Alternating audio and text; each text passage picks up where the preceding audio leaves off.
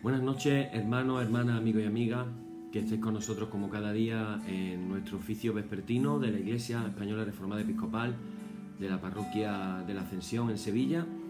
El que les habla el reverendo Miguel Ángel Pino. Como cada día estamos aquí nuevamente desde que comenzó el aislamiento en España, el confinamiento, y seguimos con nuestras oraciones, seguimos pidiéndole al Señor su gracia, pidiéndole al Señor que nos ayude en todas las cosas. Como cada día empezamos comentando las cifras, que ya echando la vista atrás, en aquellos días en que llegamos a superar los 1000 fallecimientos diarios, tenemos la buena noticia de que esta semana, en una sola semana, han sido 39 las personas que han fallecido, infelizmente, pero de las 39 en una semana a las 1000 y pico en un día, pues la verdad que ha cambiado bastante la cosa. Esperemos que siga así y oramos para que poco a poco ahora el reto que tenemos de reconstruir el país, ya que por donde pasa esta pandemia, la economía de los países se resiente increíblemente. Hoy escuchábamos que en Estados Unidos ya tienen más de 35 millones de personas en el paro. Y bueno, aquí en España igualmente se están cerrando empresas.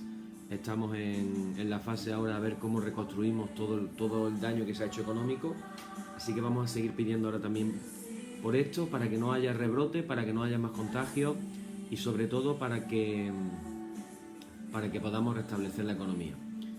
Bueno, vamos a comenzar nuestra reunión en esta noche poniendo en las manos del Señor, en oración, todo lo que vamos a hacer.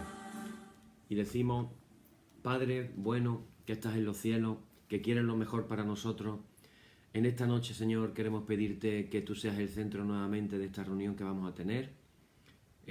Pon, Señor, las palabras en nuestra boca para alabarte, adorarte, darte gracias, para estar en tu presencia. Señor, queremos pedirte que tú nos hables a través de tu palabra y que tú nos des las maneras de vivir y poner en práctica todo lo que aprendemos, Señor. Señor, te damos las gracias por la oportunidad de tener la posibilidad de separar este tiempo para ti, poniéndolo en tus manos y dedicándolo para estar en tu presencia nada más. Señor, yo quiero presentarte la vida de mi hermano, de todos los que van a estar en este oficio, y te pido por ellos de una manera especial para que tú los bendigas con tu presencia y con tu palabra en esta noche. Nos acercamos a ti con la promesa y la fe y la certeza de que tú te acercas a nosotros, Señor. A ti sea la gloria por siempre. Amén. Bueno, pues dicho esto, comenzamos nuestra liturgia diciendo las palabras de todas las noches. En el nombre de nuestro Señor Jesucristo, sea luz y paz. Amén. Desde el nacimiento del sol hasta donde se pone, sea alabado el nombre del Señor. Oh Dios, cuyo nombre es bendito desde la salida del sol hasta su ocaso. Llena de ciencia nuestros corazones y abre nuestros labios en tu alabanza, para que, como eres bendito con el debido honor por todos los siglos, así seas alabado de oriente a occidente por todas las naciones. Amén. Por tu misericordia, oh Dios nuestro, que eres bendito y vives y gobiernas todas las cosas por los siglos de los siglos. Amén. Decimos el número 2 de nuestra liturgia: no a nosotros, Señor, no a nosotros, sino a tu nombre, da gloria por tu misericordia, por tu verdad. Oíd el resumen que nuestro Divino Maestro ha hecho de los mandamientos de Dios. Amarás al Señor tu Dios con todo tu corazón y con toda tu alma y con toda tu mente. Este es el primero y el grande mandamiento. Y el segundo es semejante a este: amarás a tu prójimo como a ti mismo. De estos dos mandamientos pende toda la ley y los profetas. Y a nosotros, discípulos suyos, nos ha dado Jesús un mandamiento nuevo, diciendo: este es mi mandamiento, que os améis los unos a los otros como yo os he amado. En esto conocerán todos que sois mis discípulos, si tuvierais amor los unos con los otros. Y ahora oramos todos juntos. Señor Jesucristo, sin cuya ayuda nada podemos hacer, vive en nosotros y capacítanos con tu gracia, para que llevando mucho fruto podamos glorificar al Padre Celestial. Amén. Hermanos muy amados, reconociendo con sinceridad cuán lejos estamos de haber cumplido fielmente la voluntad del Señor, humillémonos en su presencia y con un corazón contrito confesemos todas nuestras faltas y transgresiones, seguros de que Él oirá nuestras súplicas. Y ahora decimos todos juntos en oración: Padre omnipotente y misericordioso, la confusión y la vergüenza no nos dejan levantar nuestro rostro en tu presencia. Por eso, con humildad y dolor de corazón confesamos que nos hemos desviado de tu sendero y como ovejas perdidas hemos andado descarriados fuera de tus caminos. Hemos seguido desordenadamente las intenciones y deseos de nuestro propio corazón y hemos roto tus santos mandamientos. Además de no hacer lo que debíamos, hemos hecho lo que no estaba bien hacer. Por eso, Señor, ten misericordia de nosotros, pobres pecadores. Perdona, oh Dios, a los que confiesan sus culpas, restaura a los que se arrepienten, según tus promesas declaradas a toda la humanidad, en Jesucristo nuestro Señor. Amén. El Señor Jesucristo, que tiene la potestad de perdonar pecados sobre la tierra y no desecha al pecador que a él acude para salud, oiga vuestros ruegos, perdone todos vuestros pecados y os conceda su Santo Espíritu, para que vuestra vida sea de aquí adelante pura y santa, hasta que seáis recibidos en el goce de su eterna gloria en las mansiones del Padre Celestial. Amén. Amén. Y ahora vamos a leer el Salmo número 23, lo vamos a hacer en oración. Decimos: el Señor es mi pastor, nada me faltará. En lugares de delicados pastos me hará descansar. Junto a aguas de reposo me pastoreará. Confortará mi alma, me guiará por sendas de justicia por amor de su nombre. Aunque ande en valle de sombra de muerte, no temeré mal alguno, porque tú estarás conmigo. Tu vara y tu cayado me infundirán aliento. Aderezas mesa delante de mí en presencia de mis angustiadores. Unges mi cabeza con aceite, mi copa está rebosando. Ciertamente el bien y la misericordia me seguirán todos los días de mi vida, y en la casa del Señor moraré por largos días. Gloria y honor al Padre, y al Hijo, y al Espíritu Santo, por los siglos de los siglos. Amén. Hermanos, ahora vamos a tener nuestro tiempo del estudio de la palabra del Señor. Recordar que estamos hablando del tema del Espíritu Santo, que es un tema bastante extenso. Hemos estado hablando, para recopilar un poquito, acerca de el Espíritu Santo en el Antiguo Testamento. Hemos visto cómo el Espíritu dice que se movía sobre la faz de las aguas. En el versículo 2 de Génesis decía, Génesis 1, en el principio creó Dios los cielos y la tierra estaba desordenada y vacía, y el Espíritu se movía sobre la faz de las aguas. Ahí aparece por primera vez. También cuando Dios va a crear al hombre y habla en plural y dice hagamos al hombre a nuestra imagen conforme a nuestra semejanza, y habla en plural. Hemos estado recorriendo las menciones que se hacen acerca del Espíritu Santo en el Antiguo Testamento, cómo venía sobre las personas, y esas personas eran transformadas, recibían algún tipo de don, algún tipo de ministerio, alguna capacitación especial. Pero también hemos visto cómo en Hechos capítulo 2, cuando se celebraba precisamente el día de Pentecostés, que va a ser mañana, vemos cómo en esa ocasión ya no se derrama sobre algunas personas en particular, sino que se derrama por todo el grupo de discípulos de Jesús, 120, que estaban reunidos juntos, unánimes, con un mismo alma, en oración. Y estando en oración, de pronto vino el Espíritu Santo. Mañana vamos a celebrar Pentecostés. Pentecostés es el nombre de la fiesta. Todos pensamos que la fiesta de Pentecostés es una fiesta cristiana, pero realmente no es así. La fiesta de Pentecostés es una fiesta judía, que en hebreo se llama la fiesta de Shavuot. Shavuot quiere decir, no es tan complicado, quiere decir semanas. La terminación ot en hebreo es plural, es la manera de marcar el plural. Entonces Shavuot sería semana, Shavuot, semanas en plural. ¿Por qué semanas? Porque se cuenta 50 días desde lo que es la fiesta de la Pascua, de Pesaj. Desde Pesaj hasta Shavuot hay 50 días, 49 para ser concreto, porque el 50 es la fiesta de Pentecostés. Durante esos días hay dos cosas curiosas que podemos comentar. Una, lo que se llama la cuenta del Homer, que cada día van contando, ellos le llaman la cuenta del Homer. No voy a explicar mucho el tema, solamente una curiosidad. Normalmente, cuando nosotros contamos en relación a una fecha, siempre contamos hacia atrás. Empezaríamos por el 49 y diríamos 49, 48, 47. Ya queda una semana para mi cumpleaños. El lunes, el martes, el miércoles, siempre contamos, ¿verdad? Así, hacia atrás, ¿no? Bueno, la cuenta del Homer se hace al contrario. La cuenta del Homer es sumando 1, 2, 3, 4. Es una suma, no una resta. Y cuando juntan 49, entonces el 50 es Pentecostés. Algún día compartiremos un poquito más extenso de esto.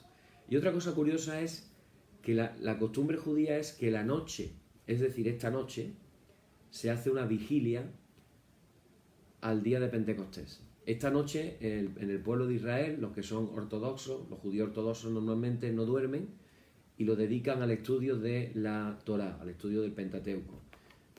Muchos se van a la sinagoga, están en la sinagoga estudiando, leyendo, toda la noche leyendo, y esa costumbre viene porque cuenta la Torá oral, que precisamente la noche en que iban a recibir los mandamientos en el monte Sinaí, de parte de Dios a través de Moisés, esa noche se quedaron dormidos profundamente y no se levantaron a la hora que tenían que levantarse, o sea, se quedaron dormidos. Entonces, debido a eso, surge la costumbre de ahora no nos vamos a dormir. Y ahora lo que hacen es que se pasan toda la noche despiertos esperando recordar ese acontecimiento.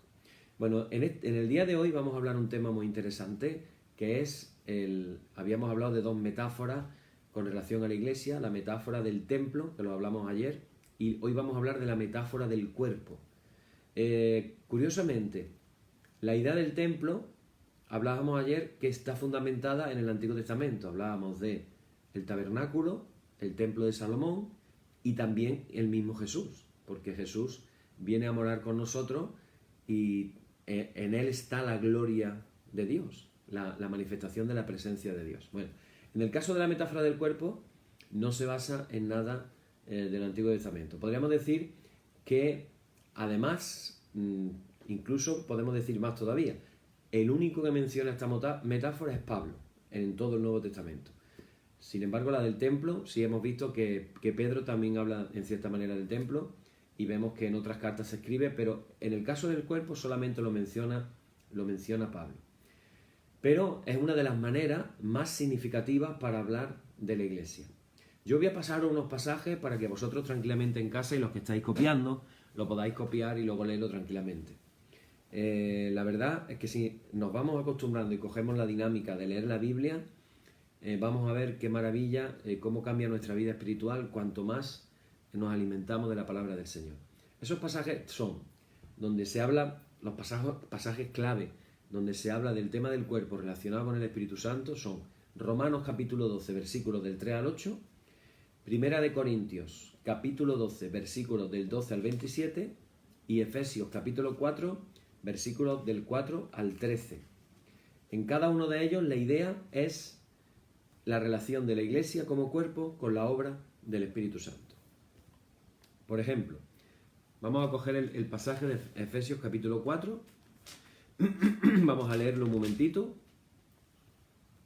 del 4 al 13, y con esto vamos a empezar el estudio. Dice, un cuerpo y un espíritu, como fuisteis también llamados en una misma esperanza de vuestra vocación. Fijaros cómo empieza, un cuerpo, un espíritu, espíritu con mayúscula, un Señor, una fe, un bautismo, un Dios y Padre de todos, el cual es sobre todo y por todos y en todos.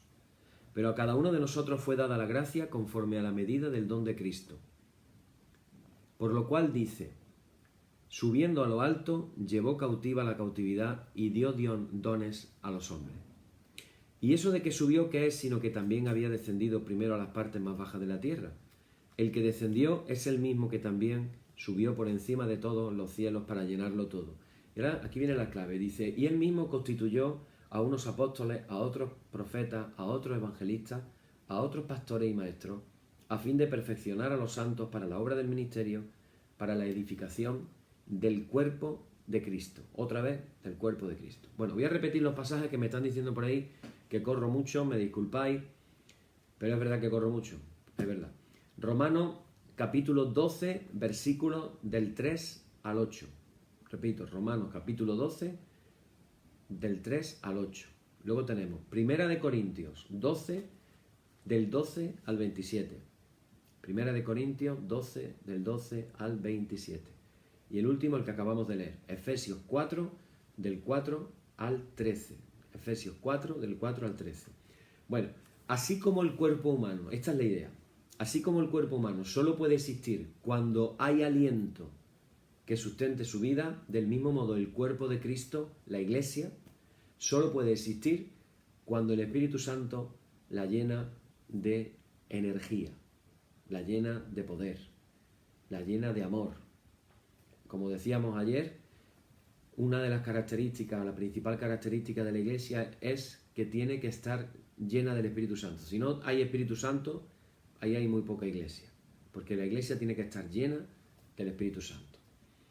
Bueno, vamos a ver algunas cosas que aprendemos de estos pasajes que hemos leído y de la relación que hay entre el Espíritu y la Iglesia. Lo primero que vamos a decir es que el Espíritu forma la Iglesia. Dice Pablo a los Corintios, en el versículo 13 del capítulo 12, vamos a ir leyendo algunos versículos de los que ya hemos citado antes, que tú vas a leer en tu casa tranquilamente. Dice este versículo, dice, todos fuimos bautizados por un solo Espíritu para constituir un solo cuerpo. Repito, todos fuimos bautizados por un solo Espíritu para constituir un solo cuerpo. También podemos leer Romanos capítulo 6, versículo 3. Romanos 6, versículo 3. Y capítulo 12, versículo 5, que lo hemos dicho antes. Y también podemos leer Gálatas 3, versículo 27. Tenemos que tener muy claro, hermano, en un mundo en el que vivimos actualmente, en el siglo XXI, cuando tú lees la historia de la Iglesia, y estamos aquí en los primeros años del cristianismo, cuando se habla de lo que es la Iglesia primitiva. En la Iglesia primitiva, la realidad es que había una sola Iglesia. Por eso Pablo escribe a los Corintios. Se supone que había una Iglesia en Corintio, aunque probablemente se podían reunir por diferentes casas. Tú hazte la pregunta de en Jerusalén, ¿dónde se reunían los 3.000 que se convirtieron el día de Pentecostés? Había 120 convertidos, 120 discípulos de Jesús. Pedro predica, se convierten 3.000 personas, se bautizan y se añaden a la iglesia. La pregunta es, ¿dónde se reunían esos 3.120? Evidentemente no había una casa donde pudieran caber todos, no había un auditorio, no construyeron una carpa. En nuestra mentalidad del siglo XXI, no alquilaron un local, no había locales. Entonces, ¿dónde se reunían? Pues en las casas, o existe la opción también del aire libre. Lo que pasa es que no se nos menciona que en Jerusalén hubiera reuniones al aire libre. En Jerusalén no. Sí hay una mención en Hechos de los Apóstoles donde habla de un lugar que se reunían para orar.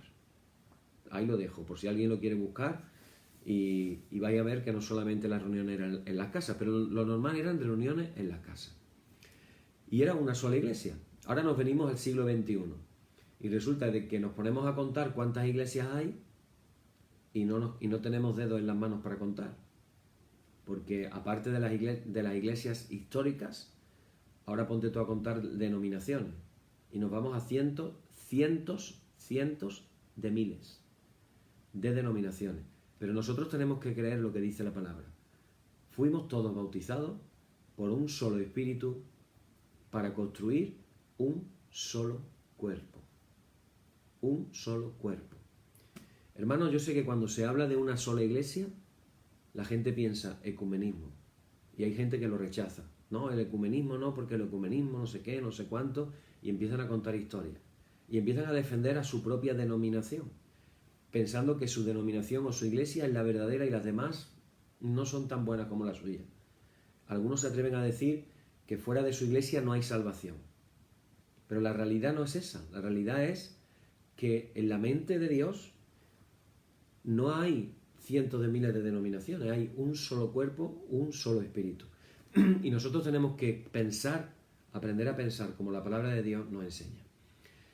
Se convierte en 3.000 el día de Pentecostés y dice en Hechos de los Apóstoles precisamente que como resultado de la predicación inspirada por el Espíritu Santo de Pedro, se añadieron, como hemos dicho, los 3.000 porque todos se sintieron profundamente conmovidos por el Espíritu Santo.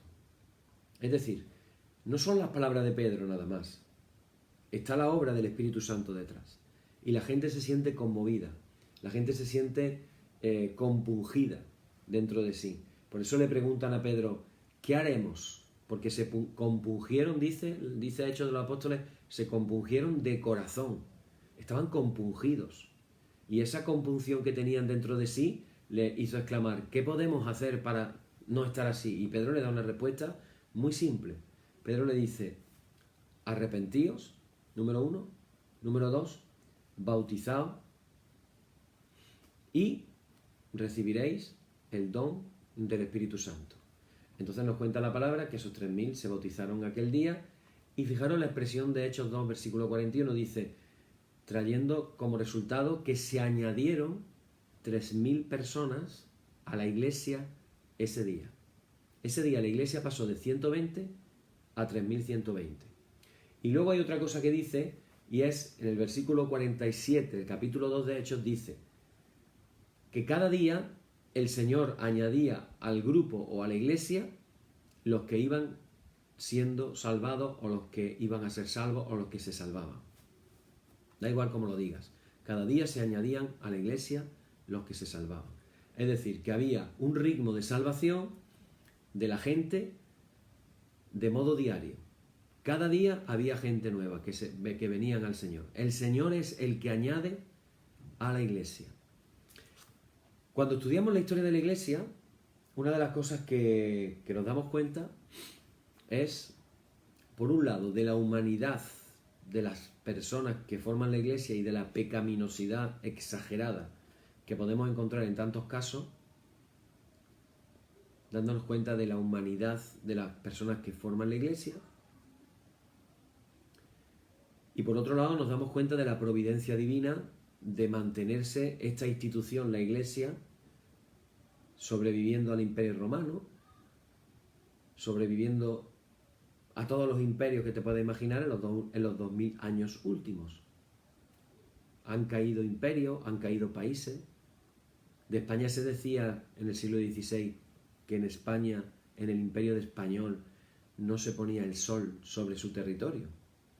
Pero ahora te paras a pensar en España lo que fue y lo que es, y evidentemente no tiene nada que ver. En el día de hoy existen imperios, existen todavía grandes potencias. La URSS fue considerada una gran potencia, hoy no tanto. Estados Unidos hoy se supone que es la primera potencia, en teoría. Hay algunos analistas que ya tienen las dudas de si no será la primera potencia en realidad China, lo que pasa es que lo está haciendo de una manera encubierta. Los imperios caen, hermano. La iglesia sigue, la iglesia continúa. Y eso tiene que ver mucho con la obra del Espíritu Santo, porque el Espíritu Santo es el que va añadiendo las personas a la iglesia. El Espíritu Santo es el que une el cuerpo, el que trae la unidad. Es el único agente que puede lograr la verdadera unidad entre los creyentes. Pablo le dijo a los creyentes en Éfeso, fijaros lo que les dijo, esforzaos por mantener la unidad del Espíritu mediante el vínculo de la paz. Esforzaos por mantener la unidad del Espíritu mediante el vínculo de la paz. Esforzaos. Es decir, tenemos que esforzarnos para mantener la unidad. Tenemos que poner de nuestra parte. Tenemos que trabajar por la unidad. Pablo nos anima a trabajar por la unidad del Espíritu mediante el vínculo de la paz. Pero también dice, como acabamos de leer antes, y lo vuelvo a recordar, hay un solo cuerpo y hay un solo espíritu. No hay el Espíritu Santo de la iglesia no sé qué, ni el Espíritu Santo de la iglesia no sé cuál.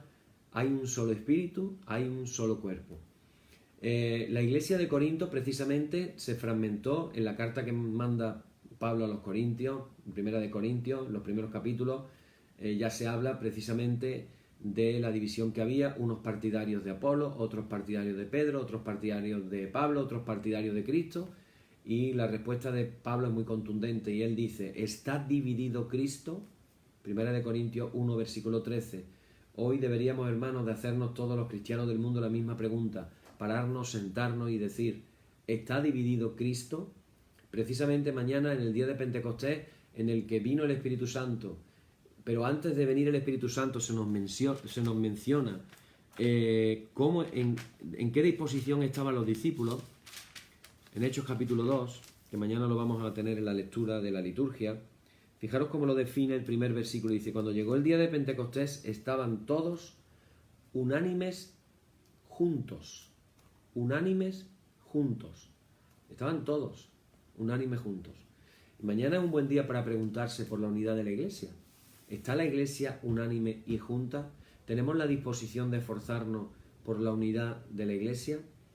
Claro está que tendríamos que tener primero claro qué entendemos por Iglesia. No es el caso de este estudio, estudiar ahora eclesiología, pero yo me reitero en lo que dice el credo.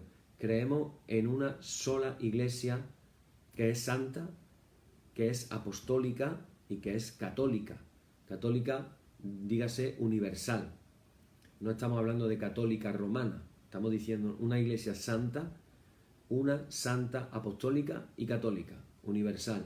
Apostólica, descendiente en la sucesión apostólica, santa por la santidad de las personas, de apartarse, y por el Espíritu Santo que santifica la Iglesia. Y una, que quiere decir que no hay miles o cientos de miles, una nada más. Yo siento frustrar esta noche a las personas que piensen que su denominación es la verdadera, pero no puedo decir otra cosa que alguien me está diciendo por aquí que ve el número 666 casi todos los días. No sé a qué se está refiriendo, no entiendo. Bueno, como estaba diciendo, la Iglesia, hermano, es una. No son cientos de miles las iglesias que se defienden a sí mismas y que piensan que son las verdaderas. Uno de los factores más importantes para el éxito de la Iglesia en los tiempos de los apóstoles se halla en una palabra, que es la palabra griega. Es un poquito difícil de decir. La palabra dice homot sumadón. Homot sumadón en griego, que quiere decir de un mismo sentir, propósito o impulso.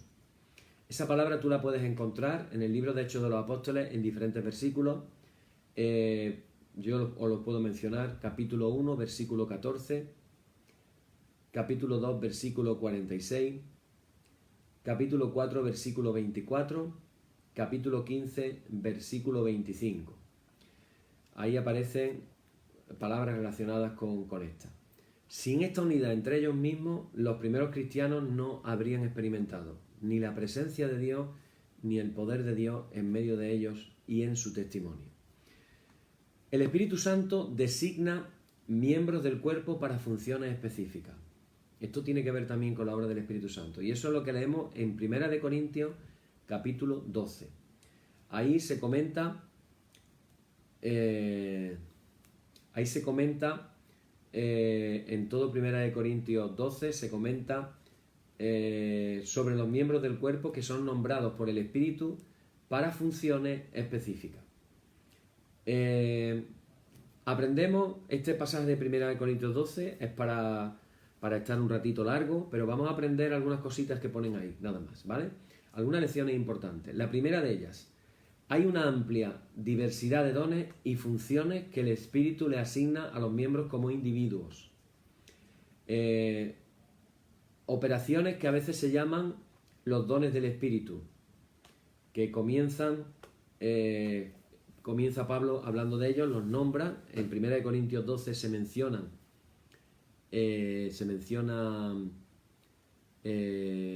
9 dones en total.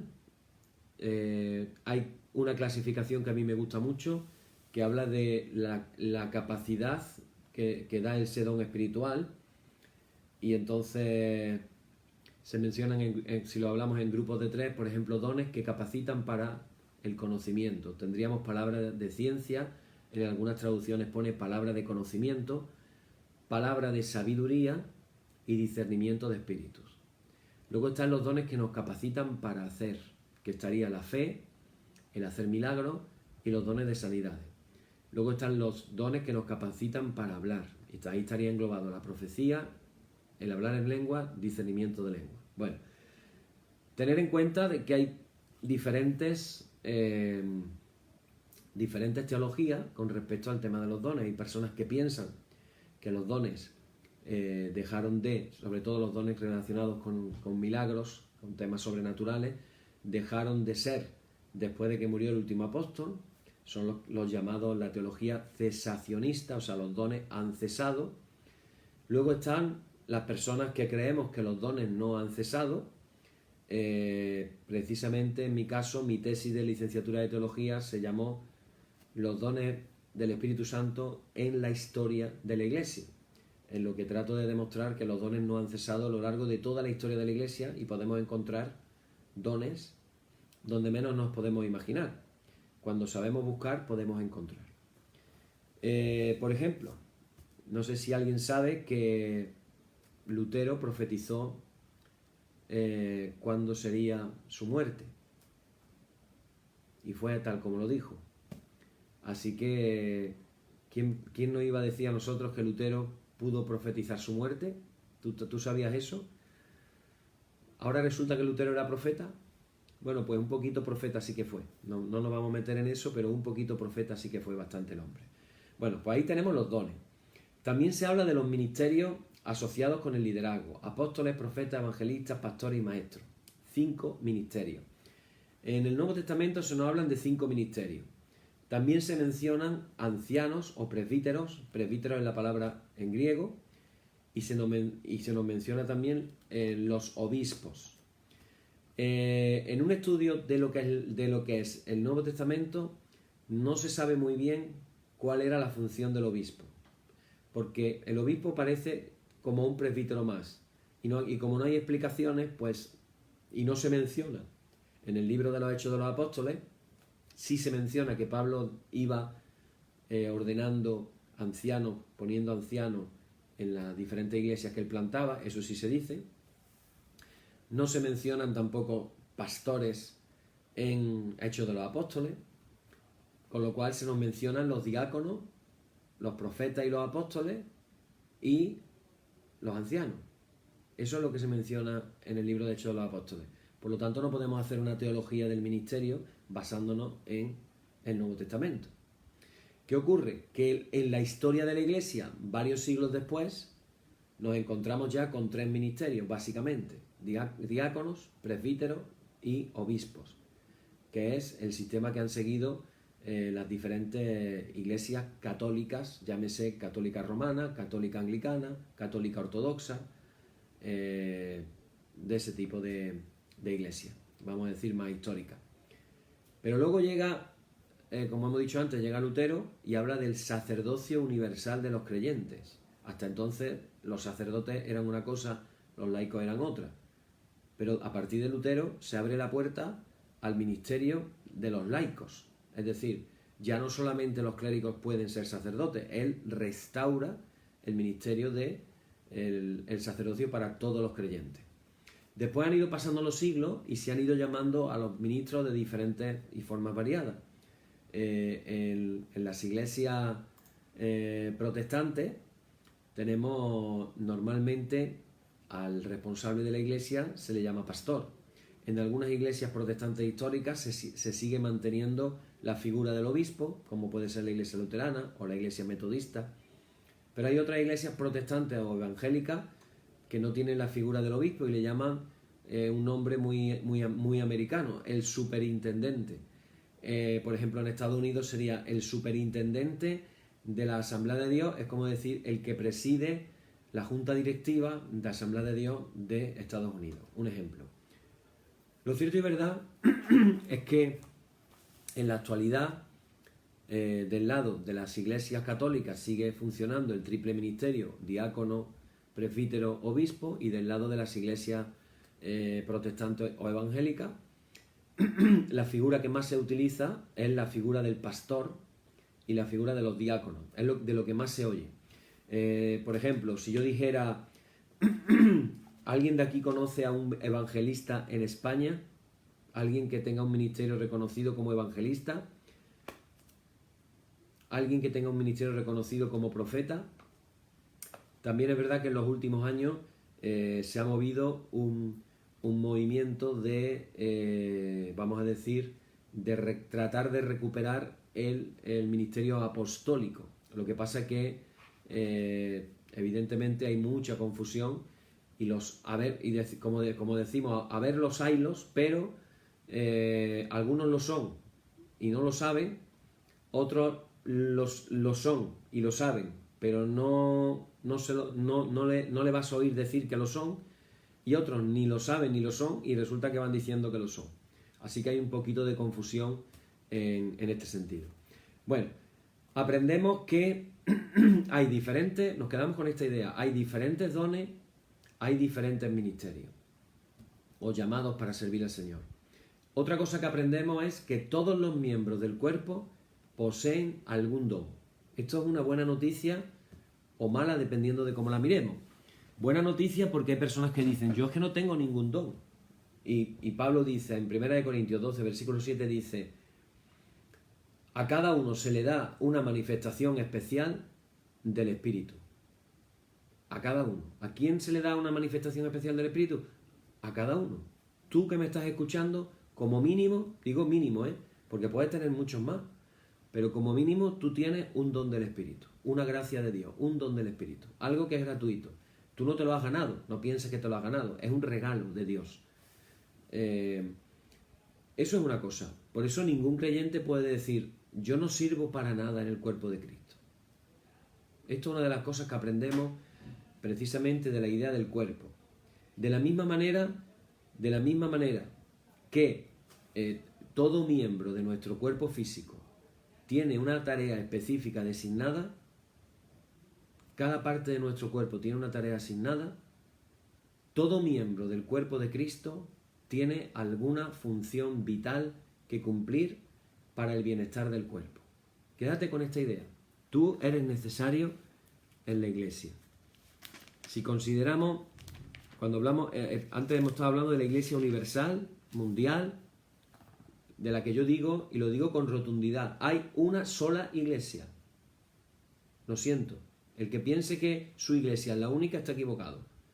Hay una sola iglesia de entre todas las iglesias, denominaciones en el mundo. O me atrevería a decir, de entre todos los cristianos verdaderos en el mundo. Porque yo puedo no ser un cristiano verdadero. Ahora, de todos los que de verdad seguimos al Señor, somos parte de una sola iglesia. No pienses en muchas iglesias. Somos de un solo cuerpo. Iglesia universal del mundo. Pero esa iglesia nos reunimos en grupos pequeños o en grupos grandes o en llámalo como tú quieras llamarlo, comunidades, parroquias, iglesias, grupos, tú llámalo como tú quieras. 30 personas, 20 personas, 3.000 personas, grupos. Nos reunimos. En esos grupos en los que nos reunimos, esa es la idea de que tú eres necesario. Y quiero que te quedes con esta idea en esta noche. Tú eres necesario en tu iglesia. Tú tienes algo que dar. Tú tienes algo que aportar. Tú tienes un don que Dios te ha dado para tu iglesia.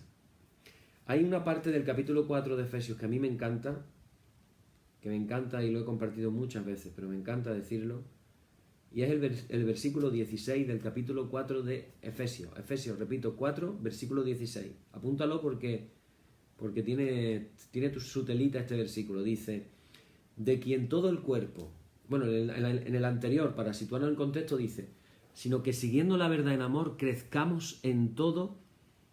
Fíjate lo que dice, crezcamos en todo, en aquel que es en la cabeza, esto es Cristo, de quien todo el cuerpo, ¿quién es el cuerpo? Nosotros, de quien todo el cuerpo, nosotros, bien concertado y unido entre sí, por todas las coyunturas que se ayudan mutuamente, según, este es el punto, según la actividad propia de cada miembro. Recibe su crecimiento para ir edificándose en amor. Vale. La primera clave, el cuerpo bien concertado y unido entre sí, un solo propósito. Por eso a nuestro enemigo, al malo, al feo, al horrible, como lo quieras llamar, le encanta dividir. Porque cuando divide, consigue su objetivo. Una iglesia dividida no va para ningún lado, una iglesia sin propósito, sin visión, no va para ninguna parte. Pero cuando la iglesia se concierta, como dice aquí, cuando la iglesia está concertada, está puesta de acuerdo, se han puesto de acuerdo, están unidos en un mismo propósito, fíjate lo que dice que pasa, y se ayudan mutuamente, y ahora dice, según la actividad propia de cada miembro. La palabra actividad en griego es una palabra que a mí me encanta, es la palabra energeian, energeian. Si tú tuvieras que sacar una palabra en español que venga de energeian, ¿qué palabra te sale? ¿Qué palabra saldrá? Energía. Energía. Pero no es cualquier energía. Es una energía, la traducción en griego habla de una energía eficaz. Una energía que no se disipa y se pierde. Es una energía que siempre consigue su propósito. Es como decir, un rayo láser que junta toda la energía en un rayito, pero cuando da en el punto, hace el propósito para el cual ha sido lanzado ese rayo. Fijaros que cuando dice en Hebreos capítulo 4, versículo 12, dice, porque la palabra de Dios es viva y eficaz. La palabra eficaz en griego es energeian. O sea que quiere decir que la energía, la actividad propia de cada miembro es eficaz. Dios te ha dado a ti un don que la iglesia necesita.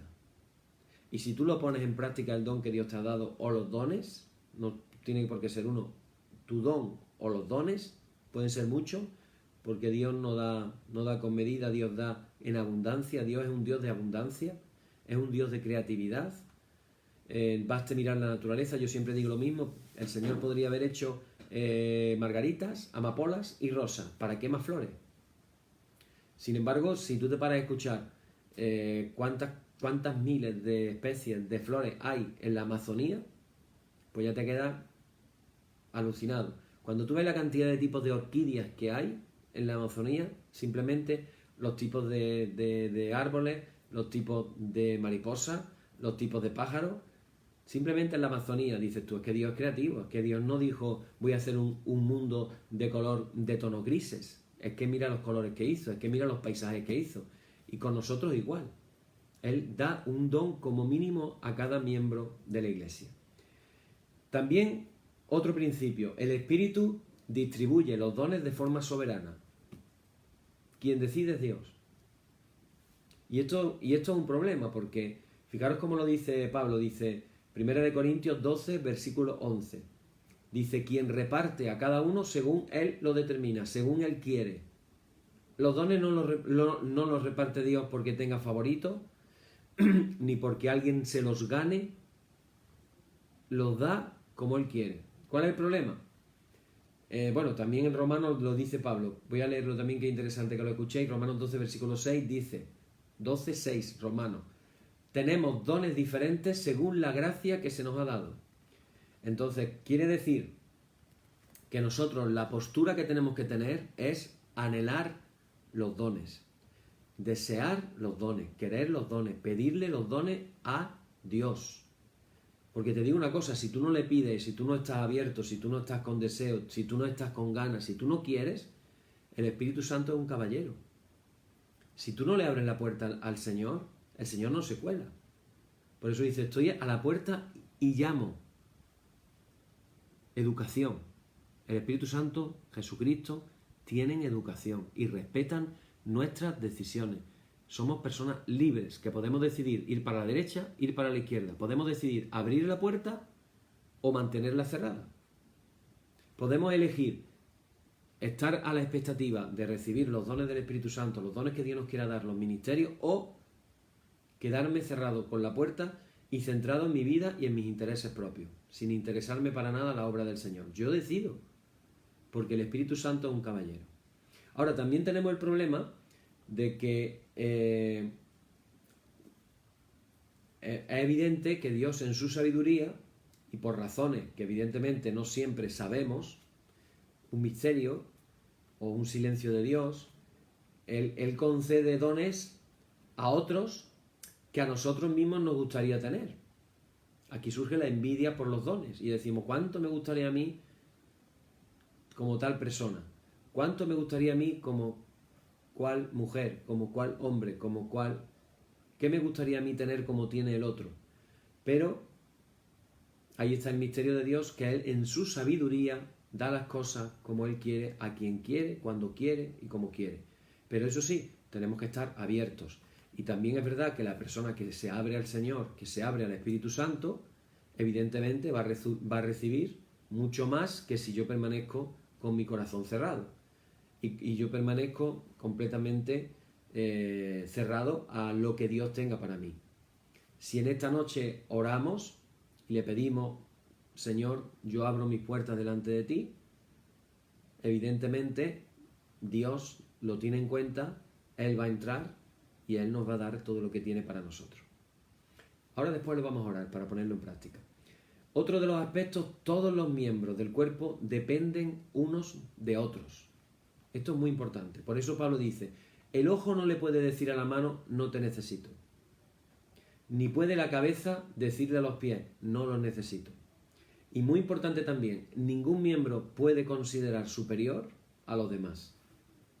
Ningún miembro. Nadie puede considerarse superior a los demás.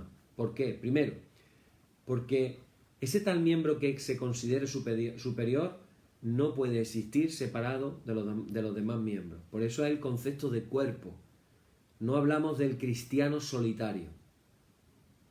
En el siglo XXI estamos viviendo un fenómeno, y esto yo, hermanos, quiero alertar de esto. Y más ahora en los tiempos que estamos viviendo. En los tiempos que vivimos ahora, que nos hemos tenido que quedar en casa. Lo cierto y verdad es que ya había muchos cristianos en sus casas, viviendo la fe, digamos, a través de Internet.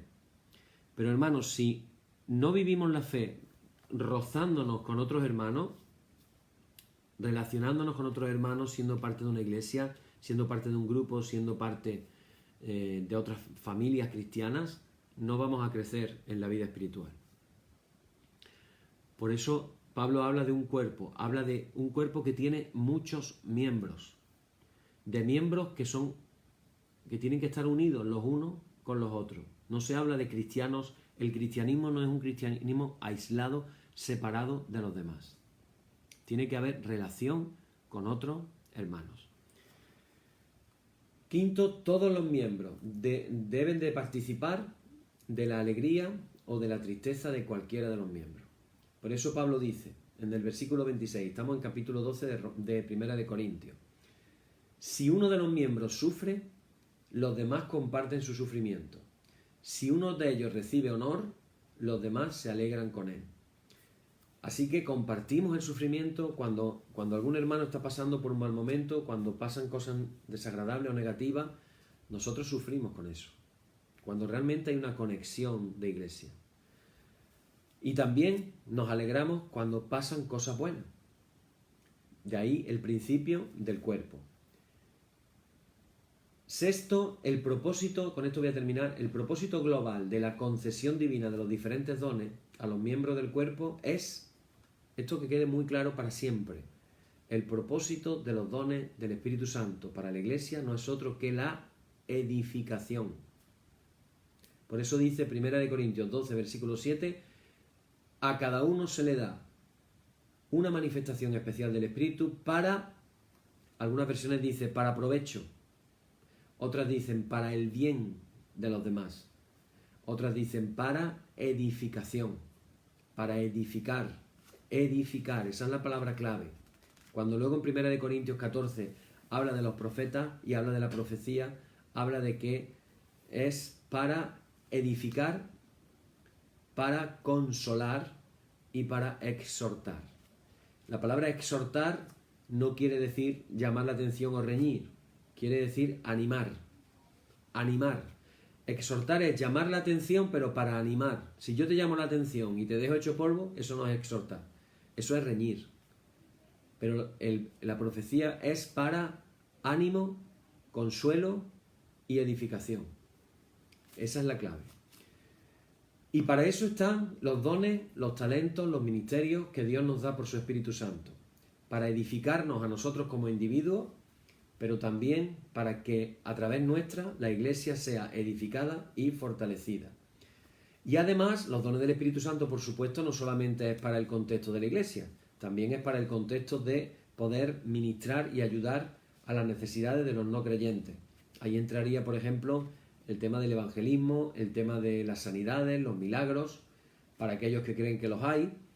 Hay quien no lo cree, hay gente que no cree en los milagros o en que Dios puede actuar, por lo tanto no oran, su oración no sirve para pedir cosas en relación a que Dios pueda responder. Nuestra Iglesia precisamente ha vivido muchas respuestas a las oraciones que se han hecho, algunas de ellas por años, y Dios ha respondido a las oraciones realmente de una manera muy, muy especial. Así que para aquella persona que ha orado a Dios y ha visto la mano de Dios respondiéndole, ya sea de una forma inmediata o ya sea en el tiempo, evidentemente una experiencia de oración de esas características, que sería muy difícil que sea una cuestión de casualidad, pues evidentemente la gente que pide de esa manera, pues recibe. Por eso Jesús dijo, pedid y recibiréis. Y también dijo alguien por ahí, no tenéis porque no pedís, o porque pedís mal. Entonces quiere decir que es un misterio esto de la oración, que el Señor sepa lo que necesitamos, pero que espere a que se lo pidamos nosotros. Ese es un misterio, pero si somos obedientes a la palabra del Señor y le pedimos, por eso decimos, danos el pan de cada día. Danos el pan de cada día. Lo decimos cada vez que oramos el Padre Nuestro. Bueno, tenemos una expresión que es la comunión del Espíritu. Comunión en griego es koinonía. Eso aparece en 2 de Corintios, capítulo 13, versículo 14. La palabra me refiero, la expresión. Y en Filipenses, capítulo 2, versículo 1. Repito, 2 de Corintios, capítulo 13, versículo 14. Filipenses, capítulo 2, versículo 1. Este concepto de la comunión del Espíritu es un concepto inseparable de la Iglesia como cuerpo de Cristo. Koinonía se puede traducir también, además de por comunión, por participación. No solo comunión, sino participación. La participación del Espíritu. Hay dos interpretaciones básicas que se suelen citar, diferentes, pero que no se excluyen mutuamente, de esa frase de la comunión del Espíritu Santo. Una de ellas significa que los creyentes participan del Espíritu Santo, es decir, el Espíritu Santo obra en mi vida. Yo estaba diciendo antes que vamos a orar ahora para que las puertas de nuestro corazón se abran, para estar con la expectativa de que el Espíritu Santo pueda obrar en nuestras vidas. Pero también se refiere a la obra del Espíritu, es decir, la que hace que forma a los creyentes en una comunidad o en una comunión. El Señor añadía cada día los que habían de ser salvos, pero esos que eran salvos primero eran convencidos en su corazón por el Espíritu Santo. O sea que la obra comienza el Espíritu Santo obrando en las vidas de las personas. Las interpretaciones son diferentes, pero las dos son bíblicas y no es imposible una sin la otra. Y esto se debe a que los pecadores arrepentidos participan del Espíritu Santo, como nos dice 1 de Corintios capítulo 12, versículo 13, o en Hebreos capítulo 6, versículo 4. Y reciben el privilegio de entrar en la comunión que Él crea en la Iglesia, la comunión en la Iglesia, comunión del Espíritu Santo. Esta idea de la comunión del Espíritu no se encuentra en el Antiguo Testamento. ¿Por qué? Porque en el Antiguo Testamento, y con esto termino ya hoy, en el Antiguo Testamento solo algunos individuos fueron llenados con el Espíritu Santo o recibieron el Espíritu Santo, y es solamente en el Nuevo Testamento cuando toda la comunidad es llena del Espíritu Santo. Llama la atención que Lucas en el libro de Hechos siempre habla de y todos fueron llenos del Espíritu Santo. No dice algunos, todos. Ya la semana que viene, el lunes, si Dios lo permite, vamos a hablar del Espíritu, nos vamos a centrar ahora a hablar del Espíritu y el creyente. Hemos hablado del Espíritu y el Mesías, el Espíritu y Jesús, el Espíritu y la Iglesia entre ayer y hoy, y el lunes vamos a hablar del Espíritu y el creyente. Y ahora, antes de seguir con nada más, vamos a hacer una oración. Decimos primero, oh Señor, santifícanos en tu verdad, tu palabra es la verdad. Amén. Y ahora vamos a orar lo que hemos dicho antes que íbamos a orar. Padre, en esta noche previa al día de Pentecostés queremos pedirte de una manera especial el que tú puedas encontrar en nosotros en el día de hoy, durante la noche, mañana, en la celebración de Pentecostés, que tú puedas encontrar en nosotros corazones abiertos para que tus dones, la gracia, tu Espíritu Santo, los ministerios, todo aquello que tú quieras darnos, nosotros podamos recibirlo. Señor, que todo lo que tú tienes preparado para nosotros, podamos recibirlo. Te lo pedimos en el nombre de Jesús. Amén. Amén. Tomamos esta decisión en esta noche y ahora vamos a cantar una canción que dice precisamente algo como esto, que habla que dice: de gloria en gloria te veo, cuanto más te conozco, quiero saber más de ti.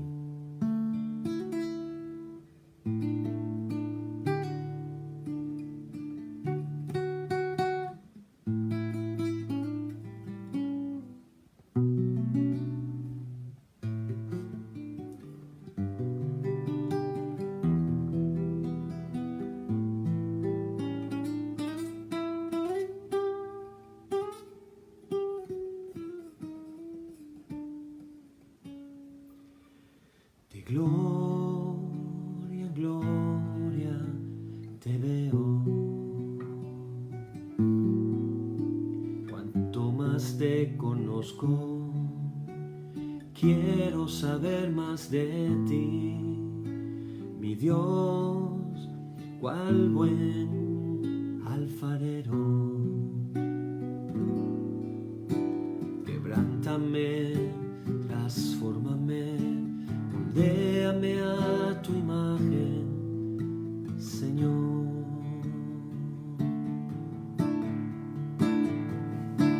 De gloria en gloria te veo, cuanto más te conozco, quiero saber más de ti, mi Dios, cual buen alfarero. Quebrántame, transfórmame, moldéame a tu imagen, Señor.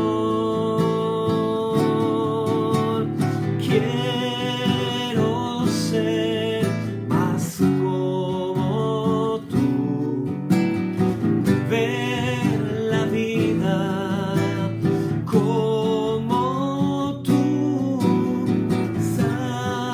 saturarme de tu espíritu, reflejar al mundo tu amor. Quiero ser más como tú, ver la vida como tú, saturarme de tu espíritu, reflejar al mundo tu amor.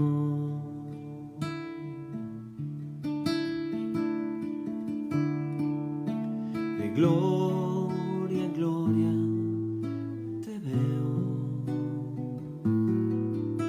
cuanto más te conozco, quiero saber más de ti, mi Dios, cual buen alfarero. Quebrántame, transfórmame, moldéame a tu imagen, Señor. Quiero ser más como tú, ver la vida como tú, saturarme de tu espíritu,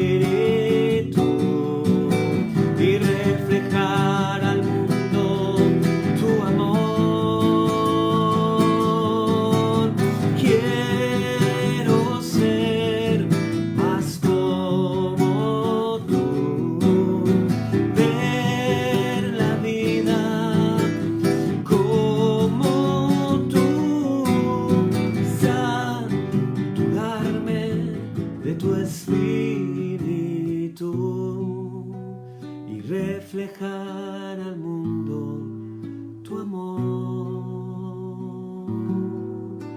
y reflejar al mundo tu amor.